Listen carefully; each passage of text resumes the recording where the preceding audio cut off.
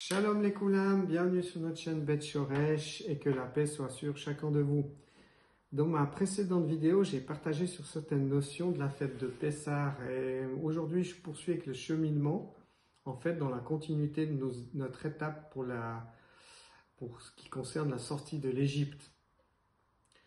Donc notre Rav Emmanuel Rodriguez a exprimé que ces étapes étaient liées au fait d'intérioriser dans le but de se changer de manière authentique afin d'être à la hauteur de son nouveau niveau de liberté.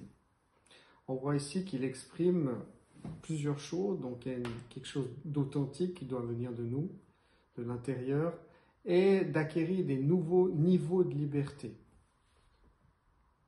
Donc, deux périodes qui vont débuter en continuité de Pessah. Pessah, consommation des pains sans levain ou azim, et le décompte du temps de l'Homer. Pour la consommation des pains azim ou sans levain, on connaît la traque ou levain avant Pessah dans nos maisons qui sont retournées de fond en comble. Chez nous, là, on vient aujourd'hui de faire la traque ici dans la cuisine. Elle est toute propre, toute belle.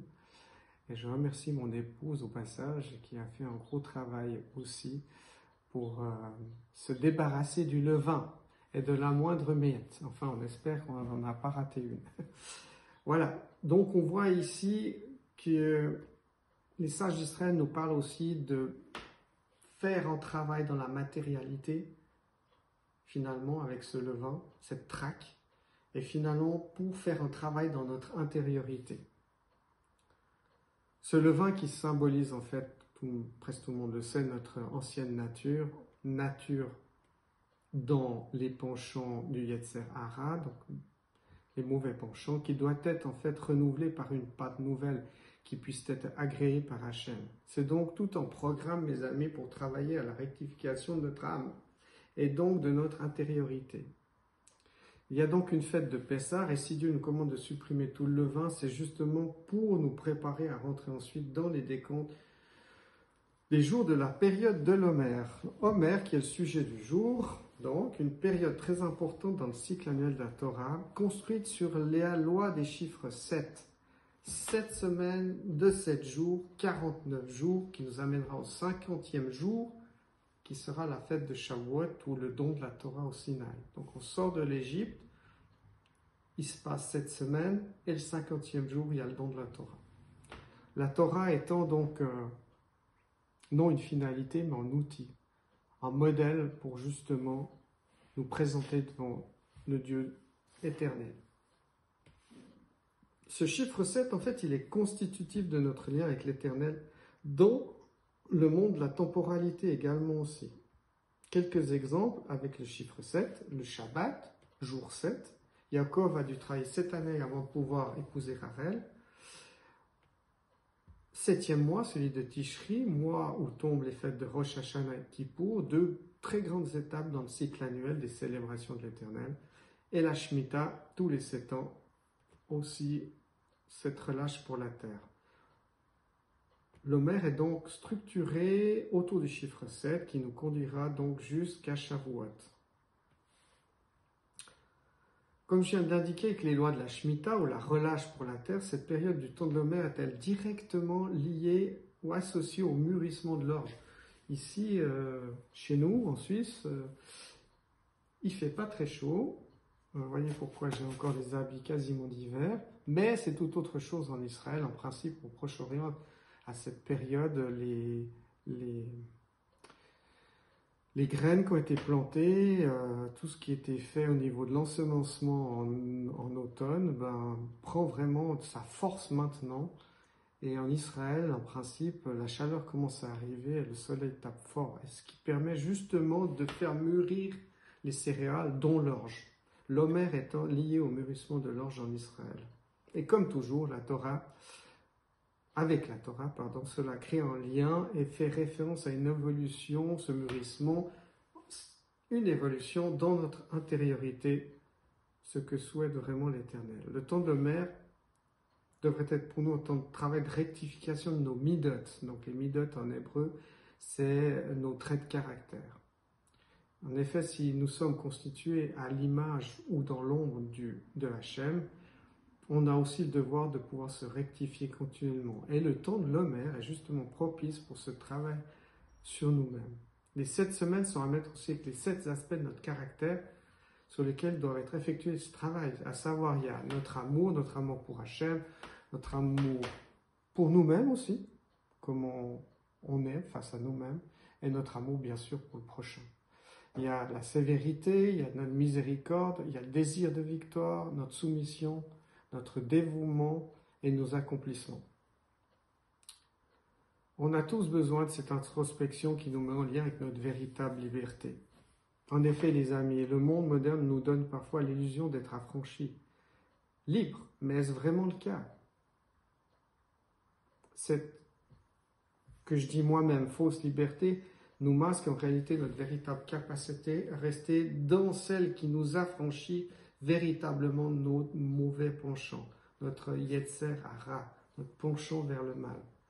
Ma propre vie me démontre combien j'ai besoin chaque année, en tout cas moi personnellement, de m'interroger sur cette sortie de l'Égypte. Et à veiller aussi constamment sur mon âme, ce qui permettra de me garder, de me préparer dans ma vie face à Dieu. Oui, c'est un très grand programme. Mais l'Éternel est bon avec nous, il est rempli de miséricorde, de recette, de bonté. Et il souhaite que nous développions le meilleur aussi pour lui et pour notre prochain. Donc modifier nos attachements en profondeur nécessite un effort et le courage aussi de nous regarder en face, sans pour autant nous dégrader à nos propres yeux. C'est bien par cet amour du cœur, cet attachement particulier, que l'on pourra rester hors de la servitude de l'Égypte. Un ouvrage des sages d'Israël, donc les Maximes des Pères, ou les Pirkei Avot, pour celles et ceux qui ne sont pas forcément habitués aux ouvrages d'Israël, nous dit dans son traité, donc dans la Mishnah 20 au chapitre 5, au travers des enseignements du Rav Yehuda ben Teima qui a dit « Sois insolent comme la panthère, léger comme l'aigle, prompt comme le daim, inflexible comme le lion, afin d'accomplir la volonté de ton Père qui est dans les cieux, dans les Shamaïm. » En fait, ce texte des sages d'Israël fait référence à 4 animaux, donc à des attributs bien spécifiques. Et à travers ces animaux que je viens de citer, on peut voir en fait quels sont les outils qu'on peut développer et saisir l'opportunité pour changer notre cœur. Et ceci, c'est pour finalement avancer toujours plus dans la bonne direction de nos vies. Le temps de l'Homère est de nous préparer à une bonne récolte, en fait. Mes amis, si notre orge peut mûrir, si elle mûrit bien, alors nous pourrons recevoir encore la Torah du Maître du monde, avec le peuple d'Israël. Et ces cycles, Dieu les a prévus parce qu'il connaît notre nature profonde. Et je pense, mes amis, qu'il sait combien on a besoin de revenir à ces cycles et de se renouveler. Tant qu'on est dans ce monde, tant qu'on a souffle de vie, on doit faire ce travail constamment. Et je le remercie pour cela. Ça fait partie pour moi de sa grâce, sa miséricorde. C'est là qu'est la grâce de l'Éternel pour moi. Pour conclure, mes amis, cette brève intervention, je vous encourage vraiment de franchir ces étapes multidimensionnelles à travers la Sainte Torah, à travers les sages d'Israël, à travers l'enseignement de nos raves, qui nous permettent vraiment de construire, de nous reconstruire intérieurement pour qu'on soit une bonne odeur face au Créateur du monde. On voit combien c'est important pour l'Éternel d'avoir en face de lui des gens de bonne odeur. Se rendre agréable à l'Éternel passe pas par des bons sentiments, une bonne conscience qui pourrait être encore soumise à notre ego. C'est justement contre cet ego que je dois lutter et que je vous encourage tous aussi à lutter. Vous connaissez tous l'expression se donner une bonne conscience. On est toujours, je peux parler pour moi, très habile pour m'arranger avec moi-même. Je me dis que finalement, j'ai fait de mal à personne réellement. Mais les autres, oh là là, les autres, pour moi, des fois, ils sont vraiment pénibles. Mes chers amis, plaire à Dieu demande une conformité dans la manière de nous rectifier intérieurement. Et le décompte de l'Homer, ces temps, ces 49 jours, ces 49 étapes, nous permettent, avec l'aide des sages d'Israël, de l'étude de la Torah approfondie, de faire ce travail en profondeur sur nous-mêmes et recevoir avec joie à Shavuot la Torah. Pour moi, c'est vraiment cela, le temps de l'Homer. Donc je vous dis à très bientôt pour un autre moment de partage avec vous. Et n'hésitez pas à consulter notre chaîne Bet Shoresh et aussi notre site internet. Et nous sommes à votre disposition. Si vous avez des questions aussi, n'hésitez pas à mettre en commentaire. Je vous dis à très bientôt et Leïtraot.